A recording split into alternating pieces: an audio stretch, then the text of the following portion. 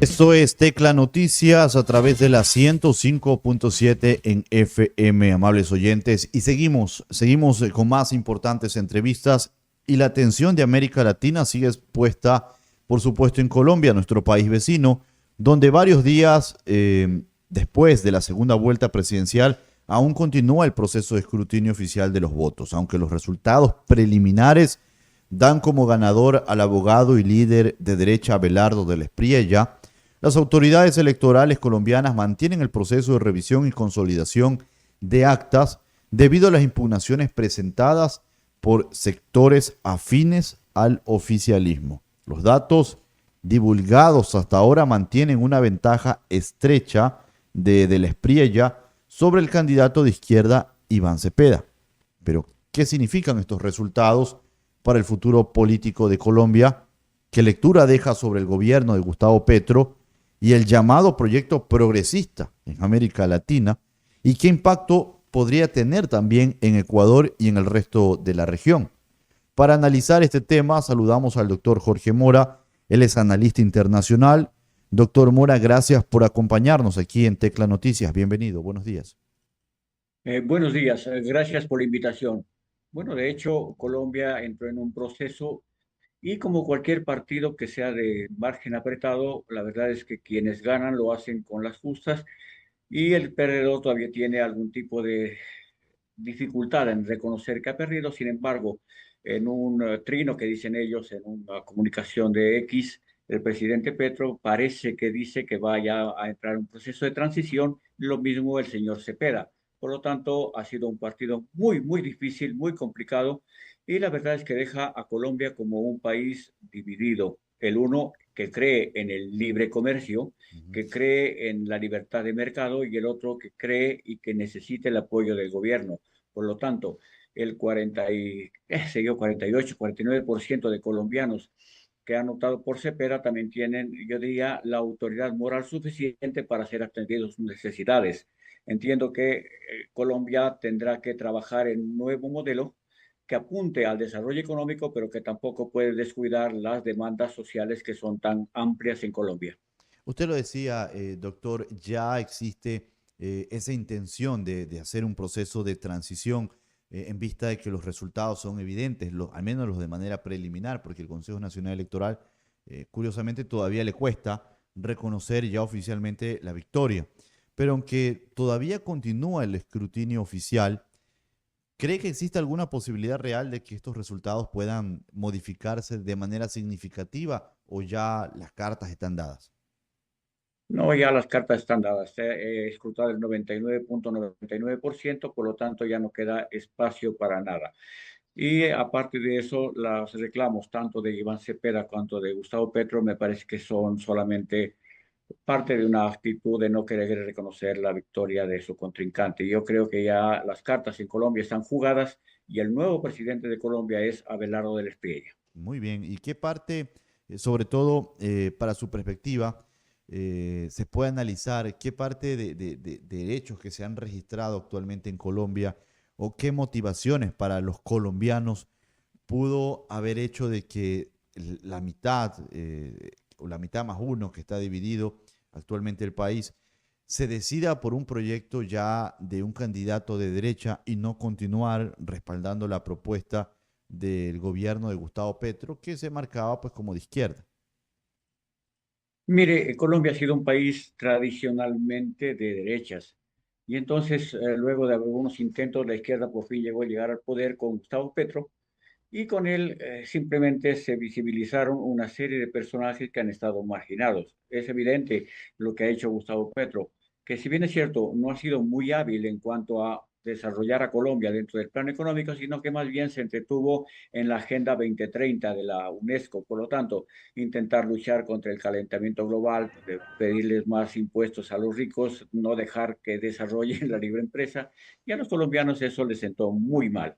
Sin embargo, estas políticas que tienen un enorme costo económico también tienen un impacto social positivo. Por eso que le decía, Colombia, que en principio durante todo el siglo XX se marcó durante casi digamos, una guerra civil que desembocó en las guerrillas. Esto implica que Colombia es un país injusto, donde la distribución de la tierra está concentrada en pocas manos, donde el desarrollo económico de las ciudades es muy amplio. Y aquí la votación así lo dice. El centro de Colombia votó por Del Espriella y toda la periferia votó por el señor Cepeda, incluida la ciudad de Cali.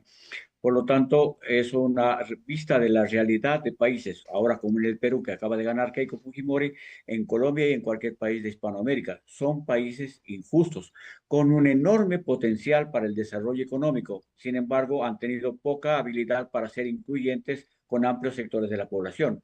Por eso es que el 44%, que puede ser en términos absolutos el 49% en términos relativos, en esta parte, Colombia tiene y exige también que haya un tipo de inclusión, porque caso contrario, Colombia entraría de nuevo en una espiral de violencia. Doctor, y hablando sobre Gustavo Petro, ¿qué ocurrirá con este personaje una vez que ya termine oficialmente su mandato? ¿Cree que mantendrá todavía una influencia dentro de la política colombiana? Y le pregunto esto porque igual hay que mencionarlo. La mitad de los colombianos han respaldado al otro candidato porque igual se sabía o se sobreentendía que tenía representación de Gustavo Petro, es decir, puede existir alguna influencia o hay una influencia de su imagen política, pero para su perspectiva, al terminar su mandato, ¿cómo quedaría? ¿Totalmente debilitada su imagen política o seguirá teniendo influencia? Mire, como en Hispanoamérica, por ejemplo, en México todavía Andrés Manuel López Obrador tiene presencia y él no gobierna, sin embargo, tiene una influencia muy fuerte en Claudia Sheinbaum. Lo mismo pasa en Cuba con los Castro, lo mismo puede pasar, por ejemplo, en Colombia, en este caso con Petro, y en esta medida se va a ver todavía una influencia en cuanto al modelo de pensamiento. Y yo creo que son figuras que, si bien es cierto, dice Petro, que no va a estar directamente participando en política, sin embargo, su influencia va a ser bastante fuerte. Yo creo que el petrismo ha dejado una huella bastante profunda porque incluye a sectores tradicionalmente no incluidos. Por lo tanto, es una figura que, si bien es cierto, ha tenido un fracaso en cuanto al desarrollo económico, sin embargo, ha tenido un fuerte impacto en ser incluyente con algún tipo de población. Y esa es la fuerza que tiene Petro. No sé si algún momento en las actuales circunstancias, dice él, que se aleja de la política, pero creo que un político no puede dejar de participar. Y Ujú. Petro es Petro, y a la larga creo que Colombia se volverá un país un poco más aburrido porque Petro suele pensar en voz alta a través del Twitter y en todo caso se pierde un poco el show, pero la presencia de Petro va a seguir siendo bastante permanente y creo que definitiva, porque él le va a recordar al señor del Espriella que hay un amplio sector poblacional que requiere ayuda social.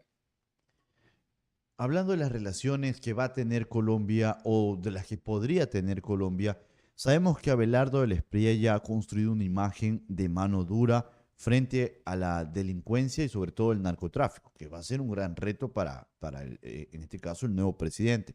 ¿Podría Colombia experimentar un giro similar al de otros gobiernos conservadores de la región o podría recrudecerse la violencia, sobre todo en territorio, como lo que ocurrió hace muchos años atrás, precisamente porque estos delincuentes se sientan perseguidos, doctor? Mire, en principio nacen las disidencias y nacen los grupos insurgentes como una respuesta a la no inclusión de amplios sectores ciudadanos. Entonces hay que recordar que la guerrilla nace como un reclamo de la gente pobre respecto a no participar del Estado. Y en esta medida luego hubo un proceso de paz bastante fuerte, donde llevó a Juan Manuel Santos al Premio Nobel de la Paz. Parecía que se iba a terminar con las FARC, sin embargo ahí nacieron las disidencias de las FARC. Luego también quedaron ahí el grupo ELN, que es el más radical de todos, cuando en principio parecía que había un orden de exterminar con estos grupos, llegó el proceso de paz y llegaron al Congreso. Tampoco pudieron integrarse. Y luego llegó Petro y Petro intentó también darle subsidios y tratarlos bien. Entonces, frente a los grupos irregulares como las disidencias de las FARC y el ELN, ya se ha trabajado de forma violenta, de forma incluyente o de forma política, y no ha sido posible. Y hoy llega Abelardo de la Espriella y dice él que va a incluirse en el escudo de las Américas. Por lo tanto, creo que la política que se va a imponer en Colombia es la de la violencia para intentar someterlos a la ley o buscar exterminarlos. Pero creo que mientras ellos estén amparados por el negocio del narcotráfico va a ser muy complicado. Sin embargo, yo creo que en Colombia se van a dar algunos escenarios de guerra. Muy bien, y estamos a la expectativa, sobre todo de esa relación que va a tener Colombia con Estados Unidos, porque ya el presidente Donald Trump también ha dado avances de tener una buena relación con Colombia, algo que no pasaba con Gustavo Petro, que a pesar de que no fueron muy directos esos distanciamientos o ese rechazo como tal, hubo una relación diplomática, pero sin embargo era notorio de que no estaba incluido dentro de lo planificado que tiene Donald Trump para combatir al narcotráfico. Muestra de ello es que no haya sido invitado en este evento importante, donde estuvieron varios mandatarios denominado el Escudo de las Américas, doctor. Absolutamente sí. Por lo tanto, Alberto del Espriella va directo a alinearse con las políticas de Donald Trump. Y creo que busca dos cosas. La primera es participar de los beneficios tanto de aranceles cuanto de mercados de Colombia frente al mundo, porque Colombia necesita recuperar esa fuerza de negocio que ha tenido y que se perdió un poco con Gustavo Petro.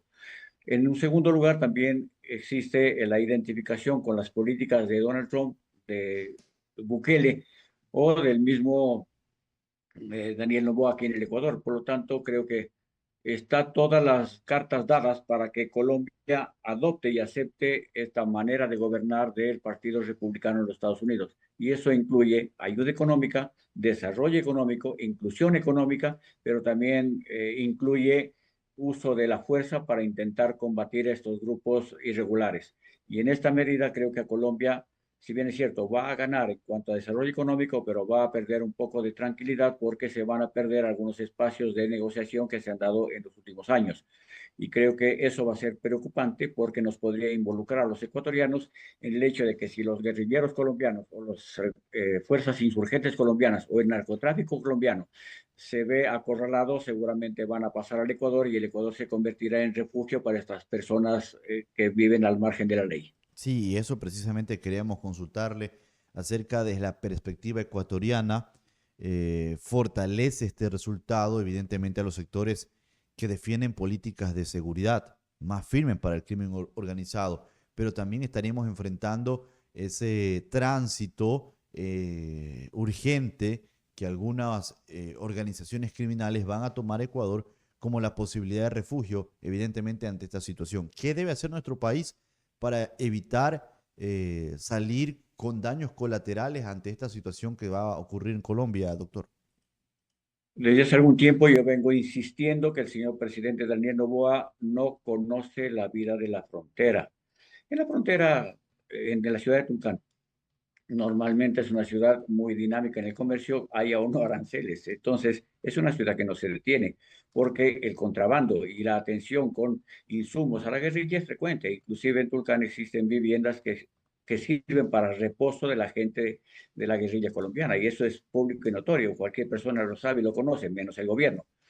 Ahora, con la presencia de Abelardo de la Estrella, yo creo que la presencia en el Ecuador de la gente que va a ser perseguida va a ser mucho más frecuente. Por lo tanto, el presidente Noboa tiene que ser muy inteligente para no alinearse de forma ciega a las políticas de Estados Unidos, sino que tiene que trabajar de forma estratégica, porque caso contrario, el Ecuador se vería involucrado como efecto colateral en las políticas de los Estados Unidos y de Colombia.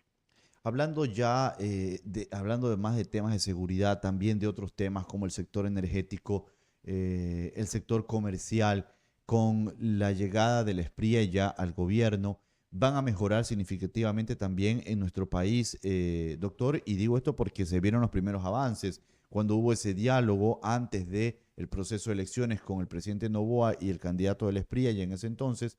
Y evidentemente hubo ese compromiso de bajar los aranceles, de volverlos a su estado natural y de esta manera se asumía en este caso del SPRIA y el gobierno. Y hubo ya esos primeros avances, doctor.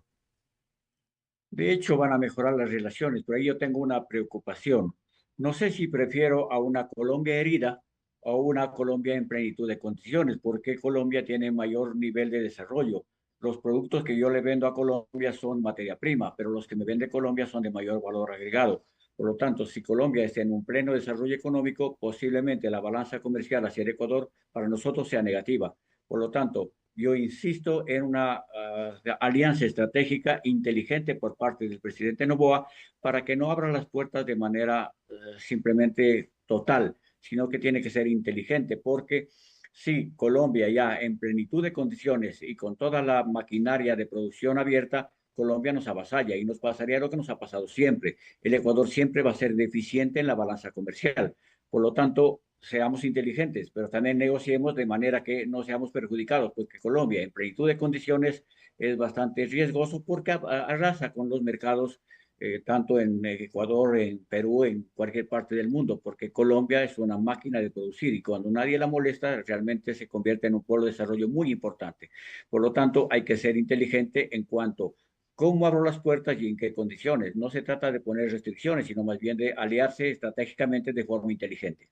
Hablando de ese tema del desarrollo y de hacer jugadas estratégicas que permitan tener buena relación, pero que todo sea mesurado para garantizar una estabilidad de ambos, ¿cree que los funcionarios que están actualmente trabajando en este tema de las relaciones internacionales dentro del gobierno ecuatoriano cumplen con las capacidades y conocimientos que precisamente usted menciona de buscar estrategias razonables que mantengan nuestras buenas relaciones, pero que no permitan que nos sobrepasen en el desarrollo, como usted decía, doctor? Absolutamente sí. Yo creo que las personas, ya habiendo remozado la Cancillería, cuando se tiene personal técnico en los ministerios pertinentes, yo creo que puede darse una, yo diría, una estrategia inteligente.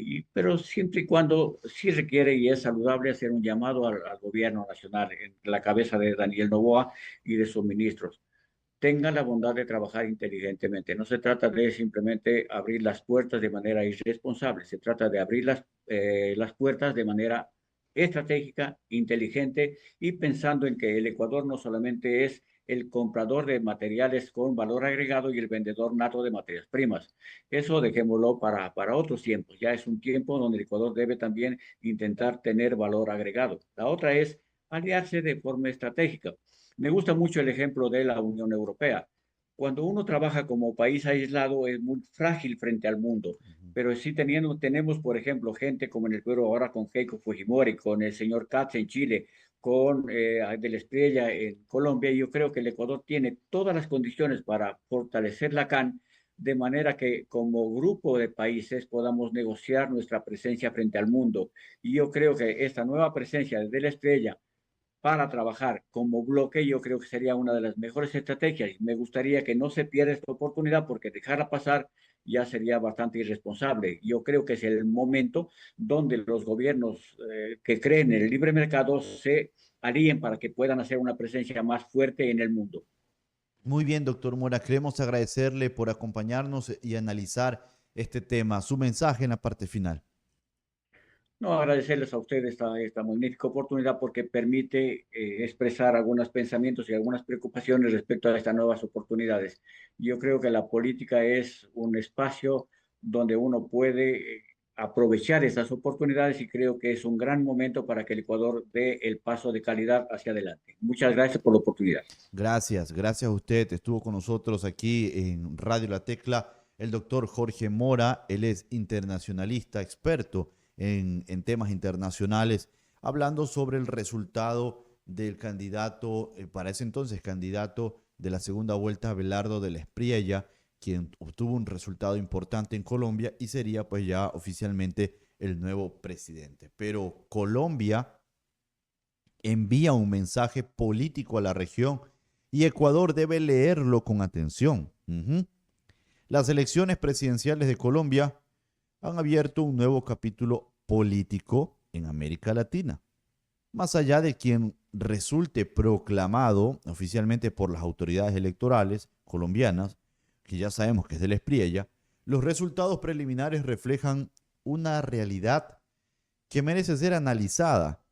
Una parte importante de la ciudadanía decidió apostar por un cambio de rumbo frente al proyecto político que ha gobernado ese país durante los últimos años.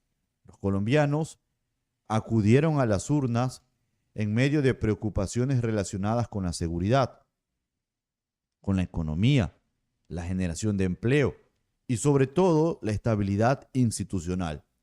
son temas que hoy ocupan la agenda de la mayoría de países de la región y que ha llevado a los ciudadanos a exigir respuestas concretas por encima de los discursos ideológicos. No que yo soy de izquierda y voto siempre por la izquierda, no que yo pienso en la derecha y voto siempre por la derecha. No, aquí han quedado de lado esos discursos.